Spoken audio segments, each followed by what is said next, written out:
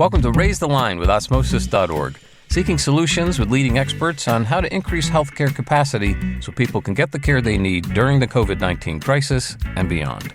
Hi, I'm Dr. Risha Desai, and today on Raise the Line, I'm happy to be joined by Dr. Angela Kersenbrock, president of the Community College Baccalaureate Association. Angela holds a doctorate in higher education and public policy and a master's in nursing.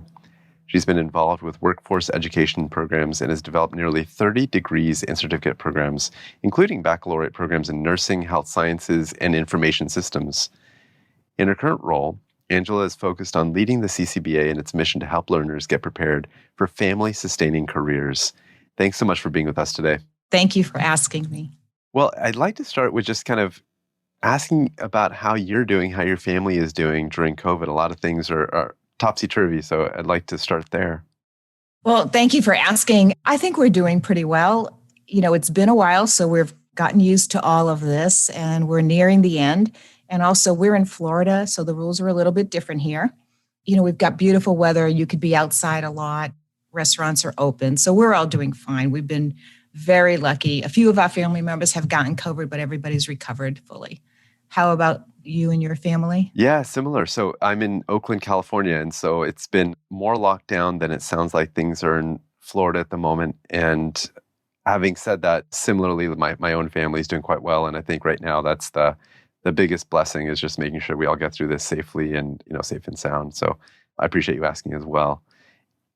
One thing that caught my eye, and I know you know this because I mentioned it just now, but is that phrase family-sustaining careers. And, we were just talking about one another's families. I'd love for you to reflect on kind of how you think about that phrase and how that even became something that's so important to the CCBA, if we can start there. Sure. Well, I love that phrase. I actually think I made it up, but I didn't. But it was one of those things that you read and you take it in. You really embrace it. And that has really, I think, guided our work as a Community College Baccalaureate Association. And I think as our work in higher education with any of the programs, because what you don't ever want to do is educate somebody so they can stay in poverty. And so you want to not give a hand, but you want to give a hand up. Let me help you to get on this path to middle class and upper middle class. So that's, everything I think is in that phrase. It's living in a good neighborhood. It's having access to good health care. It's having sidewalks so your children can walk and ride their bikes. So many things go into that. When I hear that phrase, it immediately conjures up people that are able to participate in the American dream. And so It also feels like nowadays, everyone kind of recognizes that people have a family. I think there was a time maybe when you show up professionally and then there's your personal life. And now the two are blurred a lot more.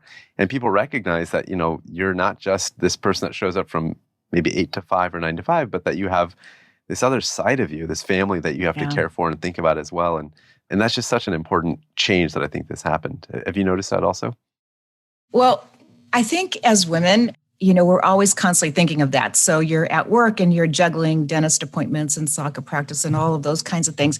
So I think we were always aware of that, but you tried to keep it, a little bit on the low, particularly with your male colleagues. But now it's out there because, my sons are taking care of families and driving kids places, and so are all of my colleagues. And I think it just gives a much more well-rounded, complete, dimensional picture of what people deal with every day. Yeah, I totally agree. And it feels in some ways that we can all be a little bit more honest about ourselves. We don't have to, like you said, you had to keep it maybe on the DL, and it doesn't always feel good, right? Like you're not a bad employee, you're just trying to be a good human being, and we all have responsibilities. So yeah, that's a really great change, I think. And maybe on that front, I'd love to kind of hear maybe your own background, like when you were growing up, what initially got you even on this pathway to healthcare and thinking about this as a potential profession for yourself? Oh gosh, that's such a long, interesting story to me only, probably. But so I grew up in inner city Boston. I grew up in an all 100% Italian neighborhood. We were all immigrant kids. And, your parents were pushing into you, you're going to do better than me. You're going to do better. You're going to do better. And so, that was something that we kind of internalized. And in high school, I loved the sciences. But, I was child of the 60s. And so when people were talking about, women in the workforce, they were thinking, education, healthcare, nursing, I don't know, maybe dental assisting or something. And so I chose nursing. And I have never regretted that decision one day in my life. Maybe after a couple of shifts, I might have, really thought, what am I doing? But overall, it's been a great career, and it's really allowed me to do so many more things than I was initially thinking I was going to do when I was in college. So that's that. So I got my bachelor's and worked my way through school as a nursing assistant and home health aide. So I completely appreciate this latter approach that so many of the colleges are doing, because that is what enabled me to, go through school, and then later got my master's, while I was having children. And then I taught. So I think this is sort of an interesting story, particularly if you're my age. We were the age of sit-ins and peaceful sit-ins. And in college, our dean was switching some things around that was going to require me to go to school during the summer. And I couldn't do that because I couldn't afford to pay for another semester without working. And so we held a peaceful protest in her office. Oh, wow. And she was so gracious about it. She invited us in, and we got to sit there for a couple of days, leaving for meals, because after all, we had our priorities straight. But she invited us in so that we could watch what she was doing. And so she was dealing with, budget and personnel and admissions and curriculum, all these things. I left there thinking, this is what I want to do with my life. One day I want to be a dean of nursing. And so that got me on this path, and that happened for me. And I was really excited about it. I kept in contact with her for a while, and she's since passed on. But that sit-in changed my life. I don't know what I would have done otherwise. Certainly not higher ed, because I never, ever considered it until that day. Just so I understand kind of the context, you went into protest some Yes. sense of injustice, and then she invited you to watch her, and then you said, actually, I kind of like your job, and maybe you can be my mentor. Is that accurate? Well, so there were several of us in her office. I mean, she had a nice big office, so she invited us all in. She gave us Cokes, she was bringing in snacks. I mean, she was Dean Mary Tapalis. She was just, I never met her. So she was a lovely, lovely woman. We left there, and one of my friends said to me, I am never going into higher ed. When she saw everything she had to deal with, and I had the opposite reaction. My reaction was, oh, this is great. This is so challenging and so fun. I want to do this. So I really am so curious. In your career, have you ever had anyone protest your office? Or No. Okay. Because No. because if that were to happen, the bar is high in terms of Bar is high. Yeah. Yeah, if they would have left unhappy, I would have been, I'm a failure. No. Wow. That's a remarkable story and a very inspiring one, because that person was a real mentor, a real leader for you. Without even knowing it. Yeah. Without just being gracious and open and listening. I mean, I just thought she was brilliant. So tell me more about the CCBA then, and kind of how do you guys work specifically with colleges and with students? You're a couple of degrees removed then from the student, because you work with the colleges work with the students. How does that relationship work, and what are the parts of that relationship that you enjoy the most? So I enjoy every bit of it. So I retired. That was 2018. I retired, and I wasn't sure what I was going to do, and so this just fell in my lap. It was another one of those experiences where the universe is putting something in front of you. The last few years of my career at Seminole State College, I was writing baccalaureate degrees because they were workforce focused. So that was what we were doing. And I just saw the incredible impact that these degrees had on people. So the average age is like 31, 32. They're a student who's been, we'll say they were taking the scenic route to their bachelor's degree, right? They were come in, come out, drop in, drop out, get a part-time job, get a full-time job, all those kinds of things, kids, car payments, all of those. And most of these students never thought, well, I'm going to go back and get my bachelor's degree. They really weren't thinking that. And so the baccalaureate gave them that opportunity. It gave them pause to think, well, maybe we could do this. And we worked a lot with industries saying, all those folks that are working for you that have these associate's degree, wouldn't it be great if? And so that's essentially how I got my start doing this. And so right now there are 23 states in the US that allow community colleges to offer some level of baccalaureate degrees. And then there are several others this legislative session that are considering this. So, California, where you are, they allow pilot programs in, I think, 14 community colleges, but up for legislative vote this session is whether or not California allows all the community colleges to be able to offer that. So we work with the chancellor's offices and we work with some schools.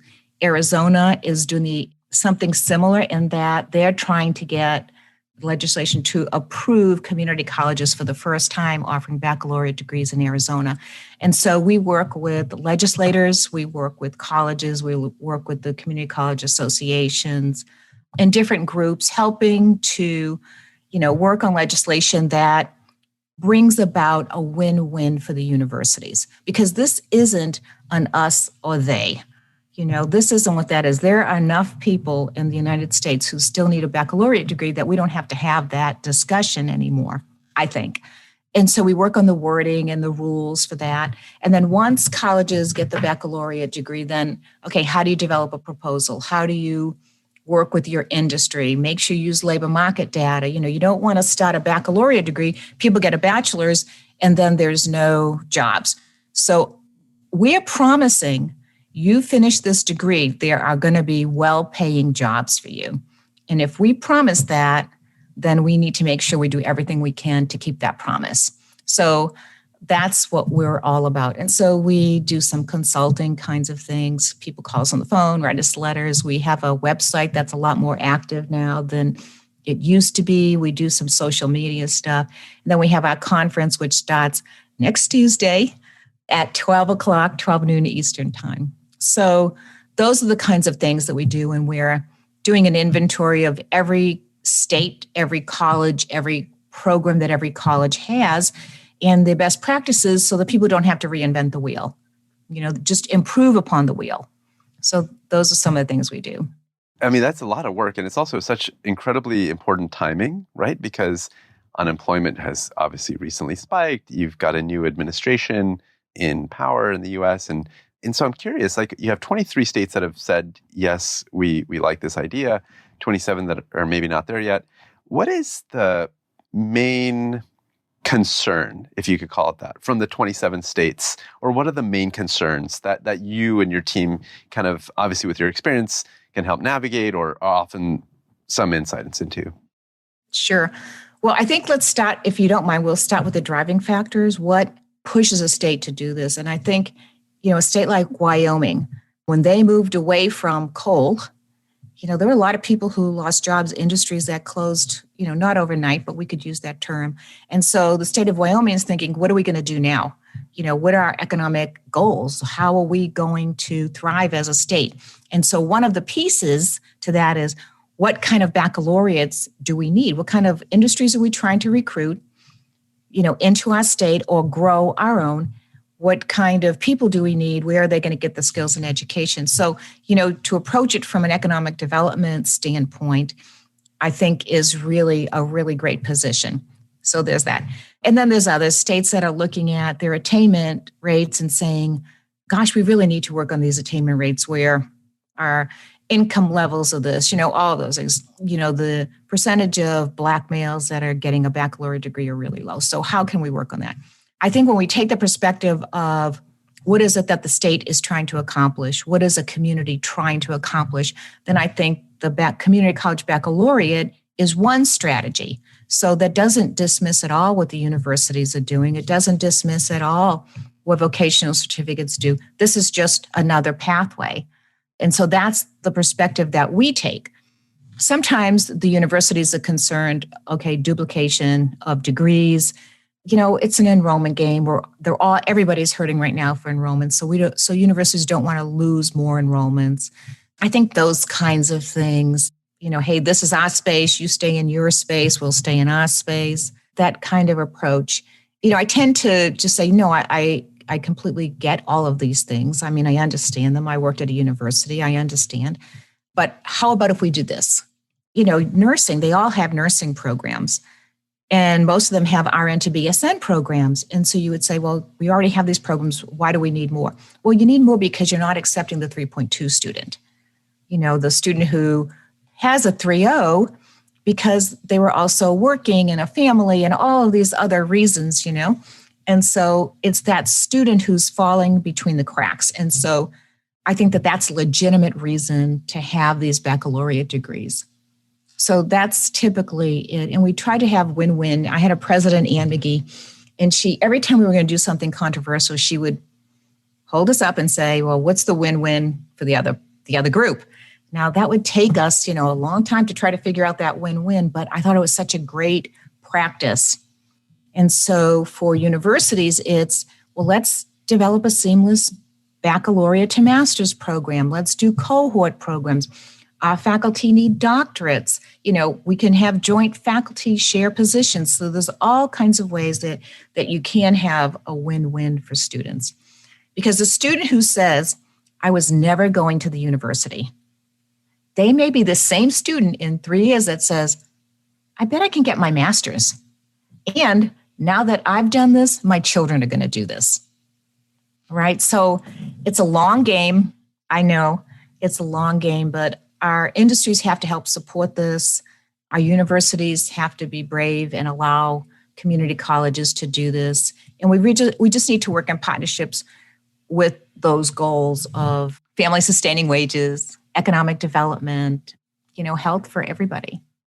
Have you on this journey found interesting, maybe surprising bedfellows, like other groups that you would have never thought you'd be working side by side with, but have kind of the same goal at the end of the day. And as a result, you're both trying to get this through? Has that happened where you've had interesting partners?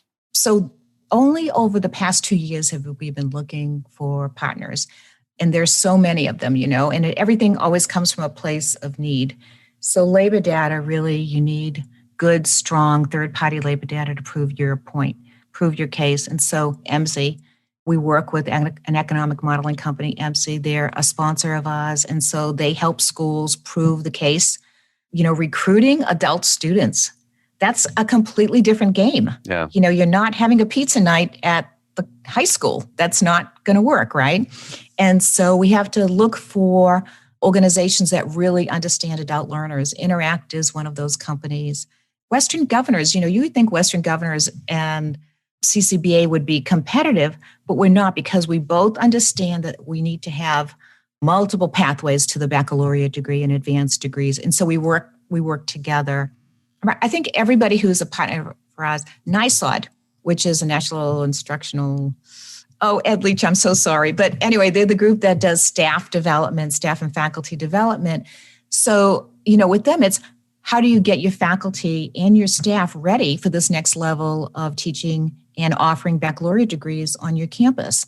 So they have a role to play in that. So I think there are so many people that are partners with us because I think we all see what we need. And I think COVID has brought home this need so much more than pre-COVID. So, I read Michael Hyatt a lot, I'm a full focus planner junkie. And, he says, when things go bad, well, what does this make possible? And it took me a while to get to, well, what does this make possible? But it makes possible partnerships that we hadn't had before, because it forces you to call people on the phone and have conversations with them and, everybody trying to do the right thing. So that makes a lot of sense. And it makes me realize that there's probably so many misconceptions and misunderstandings in this space that obviously with 23 state partners that you've gotten across the line, you've been able to clear up. Do you mind sharing with me, what are some of the common things you hear about this movement or about this idea that is just not true or is just not quite true that maybe our listeners can get corrected? Yeah. Okay. So many. So one thing, people don't need baccalaureates. They should just focus on the basics. We heard that in one of a Facebook post this week. Well, okay, people don't need baccalaureates, but let's take a look at the Great Recession in 2008. The people who lost their jobs were those people who didn't have baccalaureate degrees. Let's look at our work from home economy now. Who are not employed? people who didn't have baccalaureates couldn't work from a computer at home. So, this idea that you don't need a baccalaureate degree, I love that when people say that, it's always about somebody else doesn't need a baccalaureate degree. Their kids need one. They have one, but maybe somebody else doesn't. So I get a little, like my Italian comes out a little bit on that one, I ran apprenticeship programs for, 15 years. I completely value plumbing, electrical, sheet metal, all of those completely. But if somebody wants to own their own company, which I really want them to do, I want somebody to start their own company. Now, wouldn't it make sense that they have a bachelor's degree in business so that they know how to do that? To me, it makes sense. We're not saying everybody has to have a baccalaureate degree. What we're saying is everybody should have the opportunity to do that. So I think that is one misconception. Another is, well, the community colleges, this is mission creep. They're getting out of their lane. Well, if community colleges, which I believe, and many people believe, we're about workforce, we're the workforce engine for a community. Well, then these baccalaureates, and every one of them are workforce focused, high skill, high need, typically high demand, high salary, maybe with the exception of early childhood. Those are workforce degrees. And so the community colleges should be responding, and they are responding to their community's needs. Who knows better what that community needs than, the Economic Development Council in conjunction with the community colleges in the industry? So I think that's another misconception. Another is, well, the community colleges aren't capable of offering baccalaureate degrees. I think that is, I don't know. I'm not even sure where that comes from. When I was, a dean, I had so many of my faculty who full-time faculty at the community college also teaching part-time at the university. So how can you say that they're not qualified? And the accreditation rigor that you go through for nursing, respiratory care, PTA, dental hygiene, those are incredibly rigorous processes. So yes, I think that they're completely capable. But that is something that the college has to assess. Are we capable? Do we have the bandwidth? Do we have the resources to do that? And that's something that a college has to think about, definitely well before they start this process so they can get ready. That one is another one that just I think, one of the most challenging people to teach is somebody who, has 3 kids at home. They're working a full-time job. They don't have all the resources. Their parents didn't go to college. Those are more challenging people to teach because I think that, you've got to really tap into the motivation and you have to do it in a very relevant way. They are absolutely, I've never seen where one of these adults is looking for, just give me an A. That is not what they're about because on Monday morning, they have to show up at that job with those skills, right?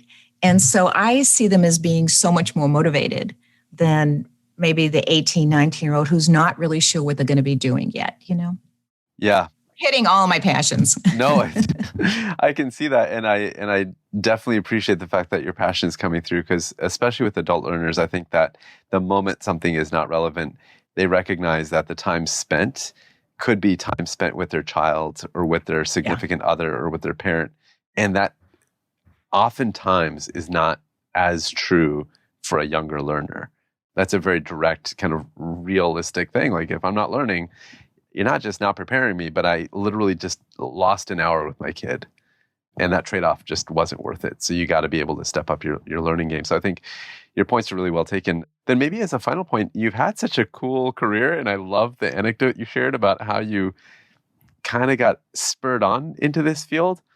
What would you suggest that students out there that may be listening, folks early in their professions may want to do to explore, what kind of opportunities might be out there for them, including attending a sit-in? Going to a sit-in? Yeah. Well, I think, students today have so many more advantages. The internet opens up the world. And so, I know, listening to podcasts and being exposed to other ideas, other career fields. I heard something, we were at a conference in Greece a few years back, and the Minister of Education said, when I graduated, my job was to look for a job. Now, when you graduate, students, because there was a protest at that conference, when you graduate, you need to invent a job.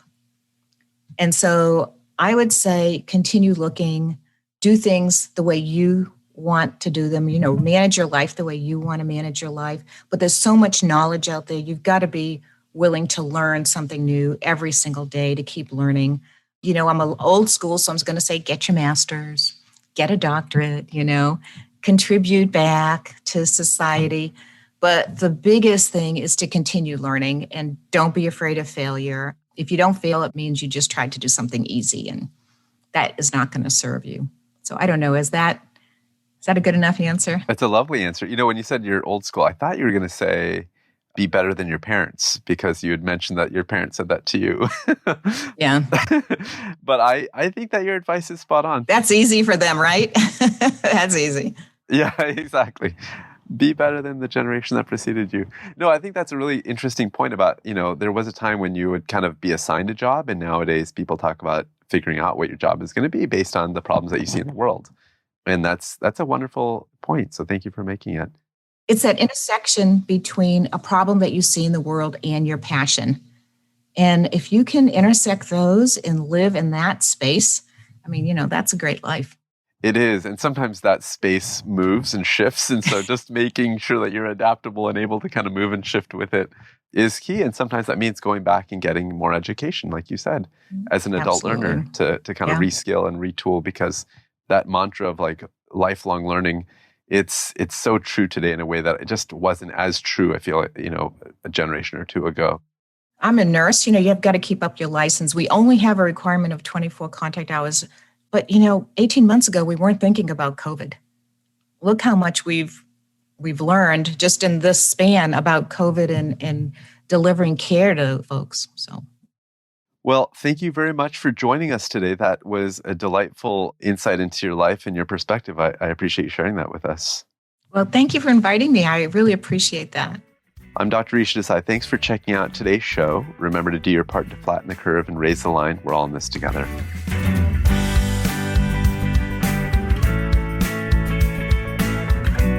For more information on how you can help raise the line and flatten the curve, go to osmosis.org/COVID-19.